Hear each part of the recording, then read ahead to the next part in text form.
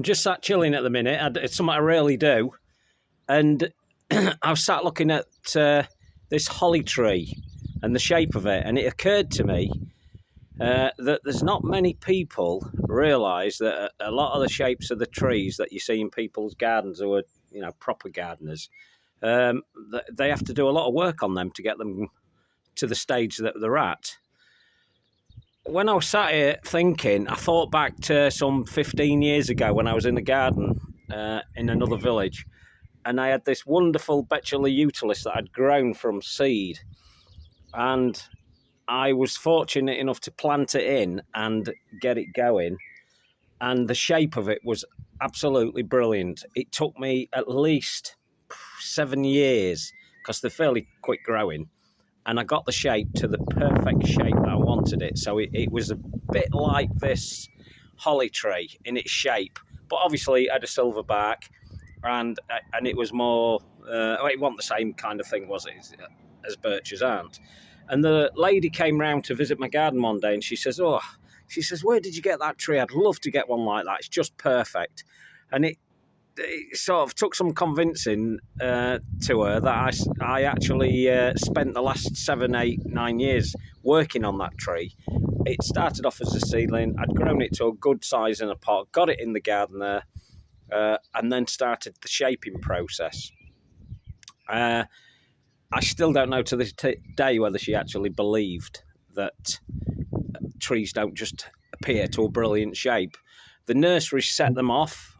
The ones that you buy in the garden centres, they set them off and they get them into a sort of a maiden type tree or a whip tree, and they get the initial bit going. But then it's down to yourselves to actually produce the final show.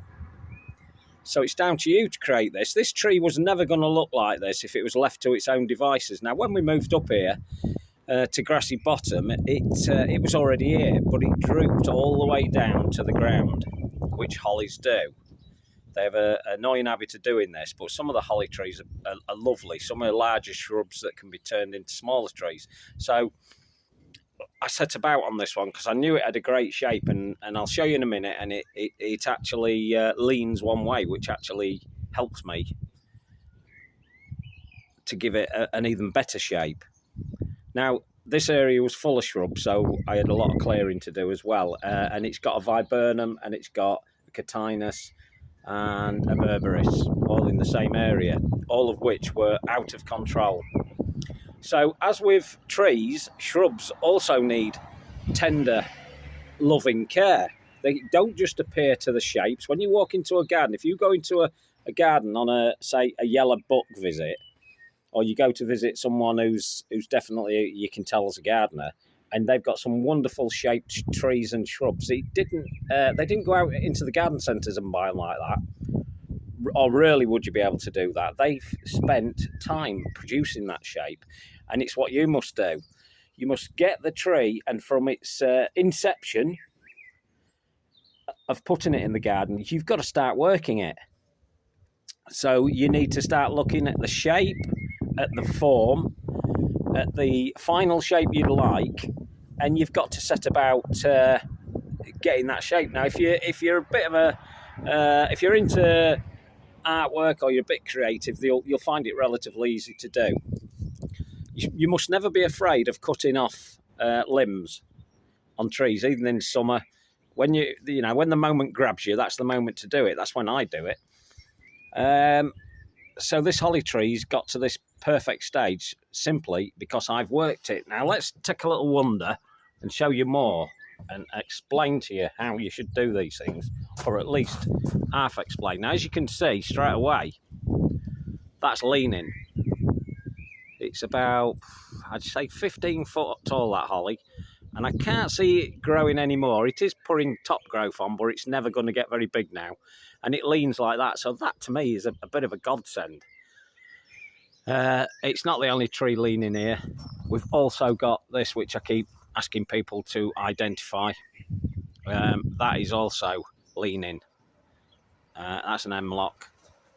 And I'll just take you up here to show you that as well. Now, this if it is a Western hemlock, it wasn't like this when I moved here. This area here was full of shrubs, full of trees, which I've had to clear.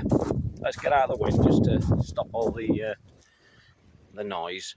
So the bottom area of it, this trunk here, it had these branches, and again these leaned all the way down to the ground, and that's fine if that's what you're looking for, and they did give me loads of protection or shade or privacy as well in that area, and it was great, but I wanted it to look a little bit better than that. I wanted to be able to plant things under it. I'd already decided, because we walked round that tree, that I wanted it to have to act as a feature, but the tree, because its branches were dropping right to the floor, it was very restrictive as into what I could do behind it, so they had to go, and I cut them off, and that was it. And I've left it like that. Now, on pine type trees, you're never going to get regrowth this low down. It just won't come back, so there's no worries there. Again, I was quite brutal with it and took it down. Another holly tree here went up about another 10-15 feet in the air, and what I didn't want was it was next to this other tree, so I had two great trees. It's a golden variegated one, this one, not sure which one it is, and it had these two leaders, and they were quite strong, and they were kind of spire-like really, but two of them. Now, had the other tree to the left not been there, that would have been great, but as a designer gardener, not as a living, but as a kind of a creative gardener, I wanted it to look right. So I chopped it down, got a friend to come up, he chopped the main trunks down for me, and then over the last 2 years I've been cutting it on a regular basis, clipping it in, and then some branches get further on than you want them, so you clip them in as well. So again, that is a lovely little feature tree, and it didn't cut itself. It took time and patience, a little bit of looking at, which is something you have to do as well. You can't just look at it, go in there and just absolutely hammer it. You know, we're not mad axemen round here, although at times I am. Right, okay, so berberis. A lovely berberis, big. People don't realise they get to this sort of size. It's Berberis purpurea, and it has this habit of producing lots of this thick trunk, and the only problem with it is that it can just become a little bit lax. So on this case, I actually set about changing its shape, because again, I needed it to look a good shape for the area that I'm working on. So with that in mind, that's a kind of I'm not going to explain how to do it. You must get onto your books and start reading it. If anybody wants me to do a little thing on how to prune these, I will. Just send me a message. Katanas Coggygria. Beautiful. I love this tree. I did. It's a shrub, but it's a small tree, and it was massive. It actually covered up to there, onto this grass here, this bit here. And you had to walk around it, and it was massive, and it was just unkempt, and they have an annoying habit of splaying at the bottom, and if they're not checked quite early on, they'll end up splitting quite easily, and this was in danger of doing that. Now, I set about in winter with this one because I wanted it pruned back in to look more like the smoke bush that it should be. Well, it shouldn't be, but I wanted it to look more like a big shrub than a gangly old tree, even though it did look good like that. For this area, it wouldn't. It was very restricting what I could do. So I've set about, I've chopped off main limbs. Looked a bit disastrous when I did it through winter, and I'm sure people didn't believe it had come back. But have faith. I know these shrubs very well, and I know they respond very well to this kind of treatment. I'm still not convinced I'm going to keep this one on, and again, this is down to, let's see what happens. It could produce me a nice shape, but time will tell on that one. Another Viburnum Bodden Tense. It's one of my favourite viburnums, not my favourite, but one of my favourites, because it's an early flowerer, flowers through winter. Nobody comes and smells it. So if you're not a gardener, you'll not appreciate it, because the smell is sort of like winter. and you've got to come out and smell it. Now, again, it does pretty much what the berberis does. Let me not try and walk over all the plants. And early on, I cut out some. I'm trying to find one of the major limbs. It's down there somewhere. You cut out really a third. As a rule of thumb, if you always take a third out of a shrub or a tree, you'll not really do it much damage. It should be okay. And that's what I've done here. I took the big limbs out, and then it shot up new branches, this type here, the smaller ones. And that's what it's done. And as you can see, these are starting to flop. Now they will strengthen in time, and the ones that don't will be cut back in. And then another year I will remove some of these bits here. So again, it's a shrub that just isn't gonna look like that without you interfering. While we're here, we'll just look at this little buddleia. Took this as a cutting. Again, this buddleia, I don't know which one it is, but it's a real nice one. I did identify it at one point with the one I thought it was, but I still don't know. But again, I've had to clip that in, and it'll be bigger this year. Next year it'll be even bigger, and I shall work on it as time goes by.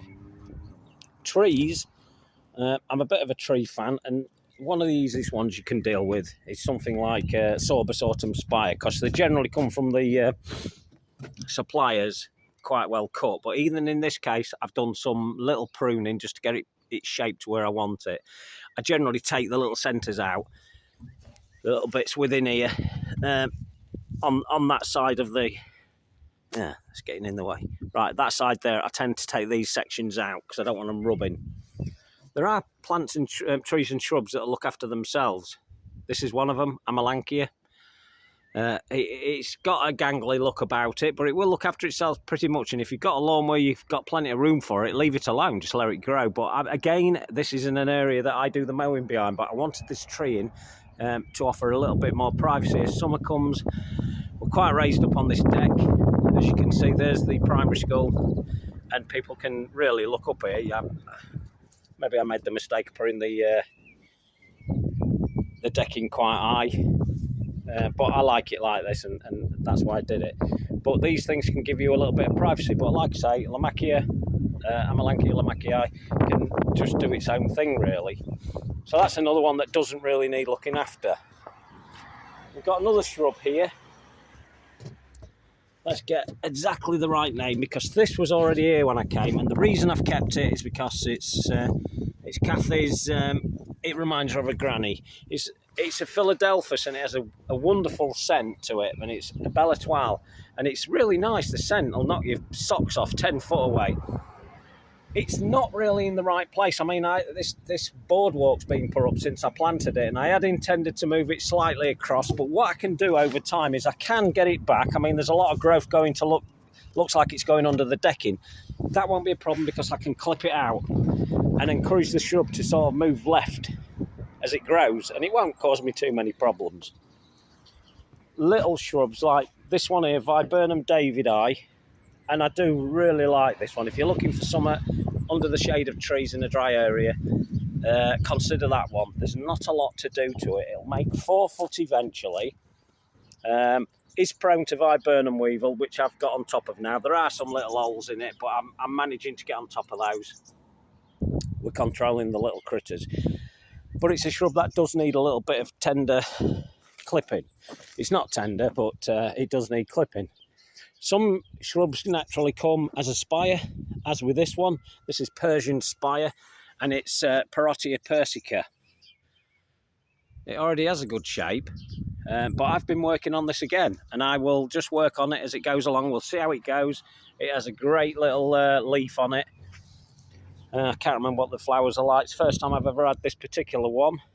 I've had others, but never really got them to maturity. It's only a shrub, and we'll look at that one, see how it goes. There's other sorbuses, like Autumn Spire. This one's Raven's Bill, and it's very, very small now. I'm not familiar with this one. I got it at the end of last year, and I found it in a nursery a bit up towards York, and I snaffled it because I just like the look of it. It was called Raven's Bill because where the leaves come from, it has this little bill-like look, and it's jet black in the winter, so it looks like raven's bills. But it's a tree that I'm going to have to work on as time goes by. I'm pretty sure of that. Now, if you look at my other YouTube videos, you'll find that I did a pruning on this through the winter. It's Corylus avellana contorta, commonly known as Harry Lauder's walking stick, but it wouldn't have got to this shape on its own. I've got pictures. If you look back on my grid, you might see pictures in the garden where this is in full growth. So by that, I'm saying all this leaf that's here covered it completely. So the whole area was covered in leaf, which is great. But part of the joy of this one is its shape. And it's wonderful. And I took a third, probably just over a third out on this one. But look at the shape of that. That, again, is time. That's all it is. A little bit of knowledge. Read your books. Watch videos like what I do on YouTube. And if you look back, you'll see how I did it. And that's what you've got to do with these things. You can't just... They're not just going to appear there. I was fortunate with this one because it was already in the garden when we bought it, when we bought the house. But it's doing really, really well now. And this is probably one of the trees that excites me the most. And just because of that shape, it's just brilliant. I've also got another Corylus, which is called Maxima purpurea, which is a little tiny one at the moment. There'll be some work to do on that. But I won't show you that one today. Now this is Specula utilis, Jacquemontii. And again, I've had to do some pruning because the leader suddenly decided it wanted to be a mile high. And this is already a multi-stem. Now look for multi-stems. There's less work to do on them and they're often more interested, especially in the silver birches, because it just becomes a white mass. Now it will make 25, 30 foot here, but it'll look great once it gets going. It's not white enough yet, but it was just brown when I bought it, but the white's already starting to look good. There are other shrubs. Now this is more columula, this particular one, and it's Fagus Dowick Gold. There is Dowick Purple as well, and it has this natural shape, and it keeps this shape. But again, you can see I've done some little bits what I've cut off because they were splaying out. And I don't want that. That's not its habit I'm looking for. That type of tree can splay out as it gets bigger and you must remove the branches. That's the whole point in it. Right, this is just a shrub. You recognise it as an elder. It's Sambucus nigra and it's called Black Tower. So as the name suggests, it wants to be a tower. If it's left to its own devices, it will stay more tower-like, but it will be a bit more broader. That branch there is coming out now. That's getting too far away from where I want it. But I can leave it like that for this year because it is flowering and I just want to catch that flower and enjoy that. The leaves are going to get bigger. We're still early, aren't we? We're still early summer. But the leaves will get bigger and it'll continue to be this tower shape. But I need to help it a little bit. It'll only make about 9 foot, I do believe, this one. I've had it 3 years now. Hang on, 3, 4, maybe 4 years. And it's doing that, and it's just wonderful. But again, it's not a shape that you're gonna just buy out the garden centre. You'll buy it as a small shrub. Here's the Corylus Maxima purpurea, just starting into growth. Leaf, rather. And there you go, there's the shape. That's what you buy it for, this contorted shape. It's very much like Corylus avellana, the one over there, but that's smaller. That's how it starts, so it looks great. While we're here, let's show you this. Right, there's the shack, and there's what I think is the Western hemlock sat above it, and the holly to the right, and then there's other trees going to come up that you'll see in the future. And just look what they do to a garden. They just offer it lots of interest, but some of that interest can be created by yourselves. Now we've got another betula here. This one's Jacquemontii and it's quite a rare one. It's called Silver Shadow. Pretty difficult to get because it's hard to propagate, this one. I've had it since it was the size of a thin cane that it came with, and I've had it in pots for years, but finally settled down here and I've put it in. Now again, I've taken several cuttings out of this clipped it back, got it going, shaped it. Wouldn't do this naturally. Oh, it would, this one actually, but it would still be congested heavily and it can start looking a bit of a mess. So we've clipped that one back, we've got it going good. Here's one that you won't have to do a lot of work on. This is Amelanchier Onlyfoliate obelisk. Again, as the name suggests, it's an obelisk shape. But again, I've done a little bit of work on this one. Taken out some weak branches just to get it going. That one's looking good. Then we go to things like the Mahonia. Not everybody's cup of tea Mahonias because they are spiky. But this is how I like to see it. I bet this area is a bit messy at the moment because I haven't finished this area. But it's been clipped in. I didn't do a video on this one. I always intended to, but I forgot. It's my fault. But again, Mahonia needs a little bit of treatment. You can treat it as a shrub. You can cut it down to nothing and it will thicken up and do its thing. I like to see this. I like to see its legs, and that's why I do that. Now, this tree was here when we got here, and I know it's Prunus. Most people will know it's Prunus nigra, but it's actually Prunus Persardii, this one. Probably nigra, but it's Persardii. Now, I've taken off some big limbs off this tree. This tree, it lightened my heart when I moved up here to see this, because I've had them in previous gardens and I love them, and I've never had them as this mature. So as you can see, we've taken off some major limbs. It needed it. It was getting carried away. I still may have to do some more pruning in because it's an elderly tree and it needs rejuvenation. There are dead bits all over it. You can see there the bits without the leaf. That one, it needs rejuvenating. So the way you do that again is by pruning and sorting it out. Now, if you do this pruning through winter, as I did with these, it's a big limb. These are big limbs and it can shock the tree if you do it in summer, so I try never to do it then. But what it does then is it goes like this. It starts sending out all these little bits here. You really don't want them. They need to be taken off as you find them and get rid. Or it'll just end up with being more branches in the future. And that's not what I'm looking for on this particular one.